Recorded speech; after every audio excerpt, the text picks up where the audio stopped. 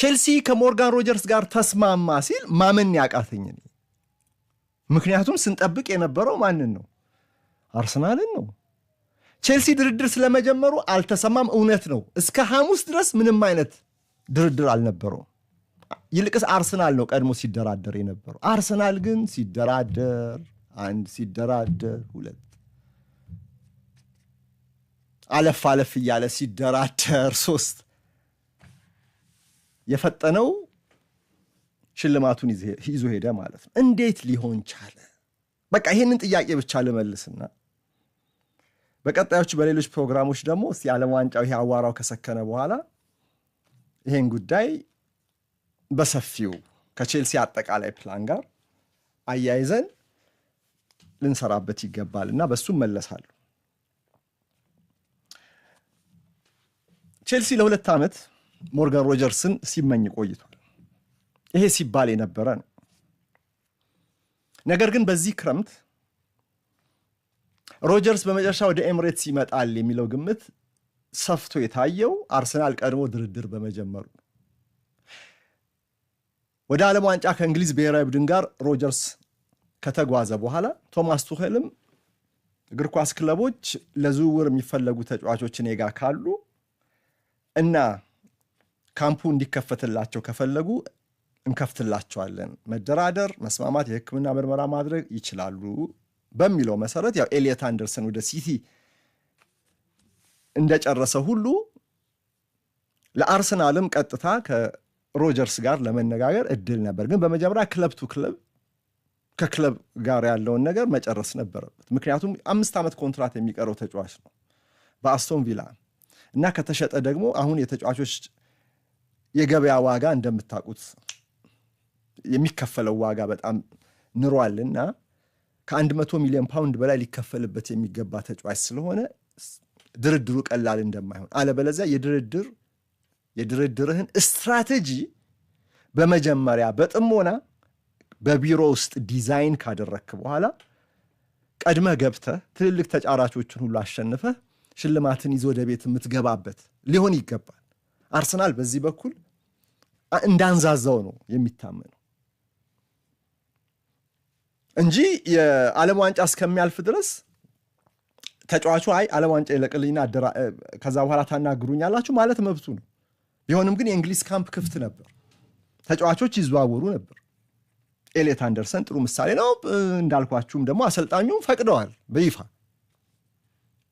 እና ግን እዚህ ጋር የሚመስለው አርሰናል አንድም በዋጋው ጉዳይ አግሬሲቭ መሆን አልቻለም፣ ሁለተኛም ደግሞ ቼልሲዎች ደግሞ እነማን ተጫራቾች አሉ፣ አርሰናል ብቻ አይደለም። አርሰናል ፊት ረድፍ ላይ ያለ ሲሪየስሊ አሁን ድርድር የጀመረ ክለብ መሆኑን ቢያቅም ቼልሲ ግን ሌሎች ትልልቅ ክለቦችም አርሰናል እንደው በቃ አልፈልግም ብሎ ቢሄድ ባይስማማ እንኳን ሌሎች ሊይዙት እንደሚችሉ ይሄን ተጫዋች ሊገዙት እንደሚችሉ፣ አስቶን ቪላም ደግሞ ጠቃሚ ክፍያ ካገኘ ሊሸጠው እንደሚችል መሸጥ አይፈልግም። በነገራችን ላይ ግን ከሸጠ ካዝናውን የሚሞላለት ገንዘብ ነው ማግኘት የሚፈልገው በአንድ ተጫዋች ሽያጭ። በዚህ በዩኤፋ በፕሪሚየር ሊግ ያለው የስኳድ ኮስት ሬሾ ደንብ ያለበትን ክፍተት መድፈን ስለሚችል 2-3 ተጫዋቾችን ከሚሸጥ እዚህ ጋር አሁን አንድ ከሸጠ ይሆናል። ግን 3 ተጫዋቾችን ሸጦ ቢያሟላ ይመርጣል። እንደ ሮጀርስ ያለ ለሚቀጥለው ቻምፒየንስ ሊግ ስለሚፈልገውም አስቶን ቪላ እንደሱ ያለ ተጫዋች ከመሸጥ ግን ጨከን ብለህ ከመጣህበት አስቶን ቪላ ሊሸጥ እንደሚችል ቼልሲዎች አውቀዋል። አክቹዋሊ አርሰናልም ስለሚያውቅ ነው የተደራደሩ። ግን እዚህ ጋር የሚመስለው አስቶን ቪላ ለአርሰናል ያቀረበው ዋጋ እና አርሰናል ሊከፍለው የተዘጋጀበት ዋጋ ልዩነት ነበራቸው። በዚህ መካከል ነው ድርድሩ እንግዲህ። ስለዚህ ቼልሲ በመካከል እንደዚህ ያለውን ጨረታ ማሸነፍ የሚችለው በተለያዩ ስትራቴጂካል መንገዶች እንደሆነ ስትራቴጂካል አፕሮቾች እንደሆነ አምነዋል። ስለዚህ ያለውን መሳሪያ ሁሉ መጠቀም ነበረበት። አንደኛ ድርድሩን ማፍጠን ነበረበት። የአስቶን ቪላን ፍላጎት ወዲያውኑ ማሟላት እችላለሁ ብሎ ነው አግሬሲቭ ሆኖ የገባው። የአስቶን ቪላ ፍላጎት ምንድን ነው? የትስ ቢሄድ ሞርጋን ሮጀርስ ምን ቸገሩ? አስቶን ቪላ ያው የፕሪሚየር ሊግ ክለብ ነው፣ ቼልሲ የፕሪሚየር ሊግ ክለብ ነው፣ አርሰናል። ነገር ግን የአስቶን ቪላ ፍላጎት ጥቅም ነው።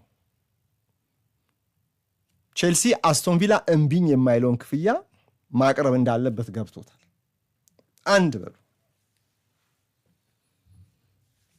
ሁለተኛ ደግሞ ሞርጋን ሮጀርስን የሚቀርቡ ሁለት ተጫዋቾች በቼልሲ ውስጥ እንዳሉ ይታወቃል። አንደኛው የቅርብ ጓደኛው ኮል ፓልመር፣ በእንግሊዝ ብሔራዊ ቡድን ውስጥ አልተያዘም ፓልመር በዚህ ዓለም ዋንጫ።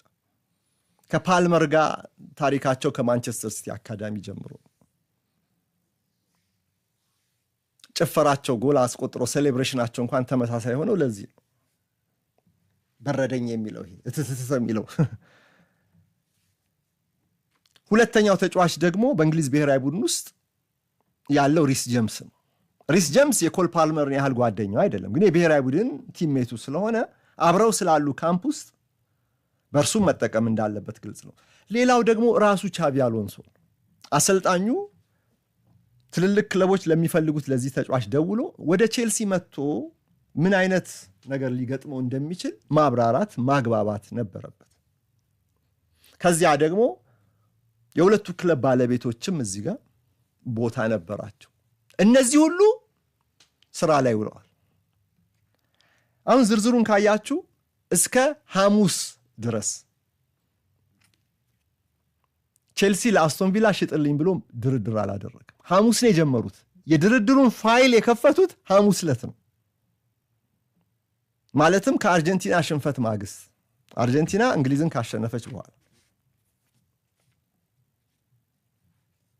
በ48 ሰዓት ውስጥ ነው ድርድሩን የጨረሱት።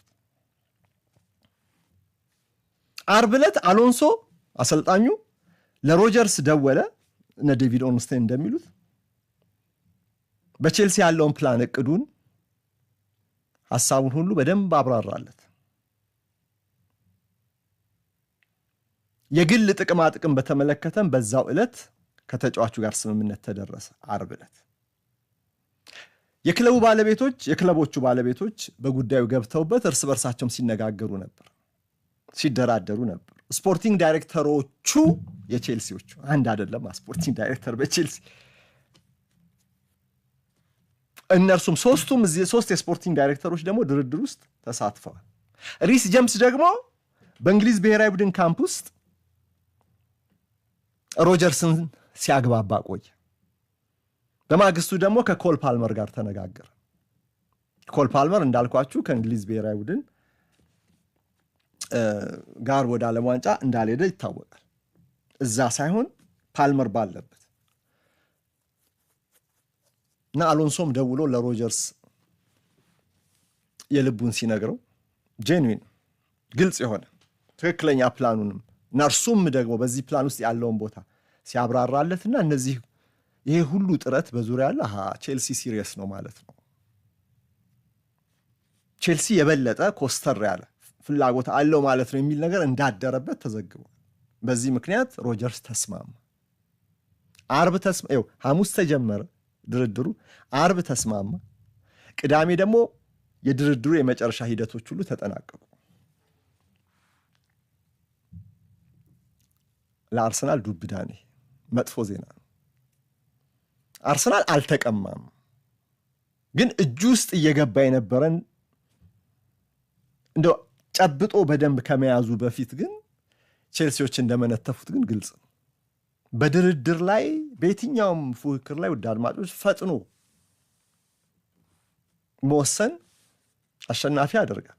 ግን ደግሞ ፈጥነ ስትወስን ደግሞ ስትራቴጂካሊ እይታን ሁሉ አዘጋጅተ አሁን ይሄ ነገር ፍልሚያ ነው በራሱ በተጫዋቾች ዝውውር ገበያ ላይ ከትልልቆቹ ክለቦች ጋር እንደዚህ ያለውን ፕራይዝ ሮጀርስን የመሰለ ተጫዋች ማለት ነው እሱን ለማሸነፍ የሚደረግ ፍልሚያ ፉክክር አድርጋችሁ ሰዱት እና ፉክክር ደግሞ የራሱ ባህሪያት አሉት፣ የማሸነፊያ መንገዶች አሉት።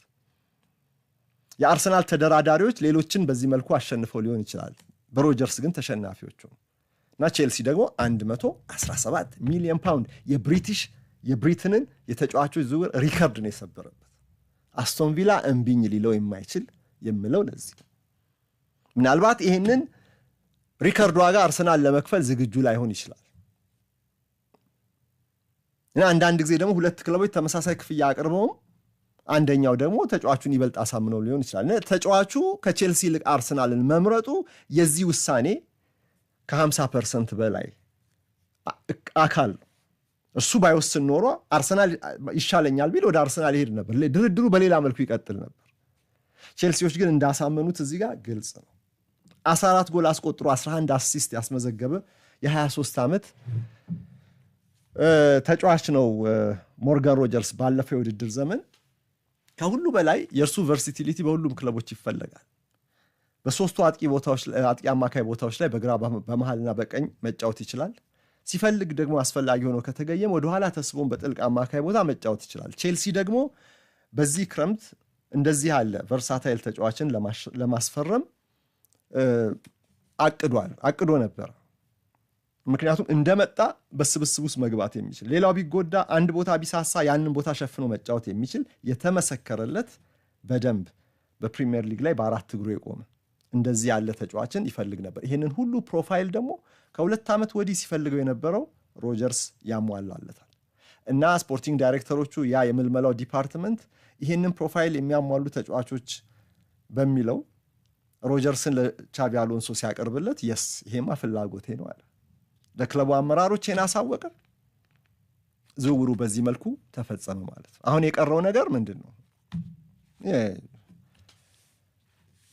የመጨረሻ ፕሮቶኮል የሚቀረው የሕክምና ምርመራ እየተጫወተ ያለ ተጫዋች አሁን ምን ዓለም ዋንጫ የመጨረሻዎቹ ጨዋታዎች ላይ ለእንግሊዝ ብሔራዊ ቡድን ቋሚ ተሰላፊ የሆነውን ተጫዋች መቼም በሕክምና ይወድቃል ብለን አናስብም። የሕክምና ምርመራ ወይም ሌሎች የወረቀት ስራዎች እና ራሱን አንቬል ማድረግ፣ በቼልሲ ተጫዋችነቱ ማሊያ ይዞ ራሱን ማስተዋወቅ፣ የሚዲያ ስራዎች ላይ እነዚህ የሚዲያ ፕሮቶኮሎችን መፈጸም ብቻ።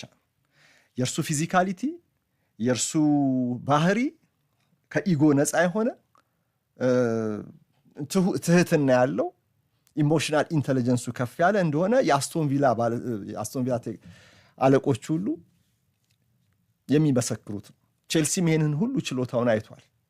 ስለዚህ ሞርጋን ሮጀርስን ሰማያዊውን ማሊያ ሊያለብሰው ተስማምቷል። በኮል ፓልመር፣ ጆዋው ፔድሮ፣ ኤስቴቫኦ ከመሳሰሉ ተጫዋቾች ጋርም ቻቢ አሎንሶ ጠንካራውን ቼልሲ ለመፍጠር እንግዲህ ይኸው አዳዲስ ተጫዋቾችን ወደ ቡድኑ መቀላቀል ጀምሯል። አሁንም የኤንዞ ፈርናንዴዝ ቆይታ በጣም አስተማማኝ ነው ማለት አይቻልም።